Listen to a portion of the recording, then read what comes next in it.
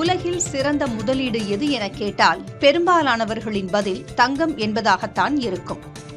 ஆனால் உலகிலேயே முதலீடுகளை செய்வதில் கில்லாடி, இவரைப் போல முதலீட்டு வித்தைகளை அறிந்தவர் யாரும் இல்லை என்று புகழப்படும் அமெரிக்காவின் வாரன் பஃபட்டிடம் உள்ள சொத்தில் குண்டுமணி அளவு கூட தங்கம் இல்லை என்பது வியப்பளிக்கும் தகவல். இவரது சொத்து மதிப்பு 12 லட்சம் கோடி ரூபாய். அத்தனையும் முதலீடுகள் மூலம் குவிந்த பணம்தான். உலக பணக்காரர்கள் வரிசையில் 6வது இடத்தில் உள்ளவர். தங்கம் நல்ல முதலீடு அல்ல என்பது வாரன் பஃபட்டின் கருத்து. 1 கிராம் தங்கம் என்பது என்றுமே 1 கிராமாகவேதான் இருக்கும் என்பது இவரது வாதம். தங்கத்தில் முதலீடு என்பது தொழிற்சாலை பயன்பாட்டிற்கும் ஆபரண நோக்கிலும் பயன்படும் ஒரு உலோகம் மட்டுமே என்பது இவரது அசைக்க முடியாத கருத்து.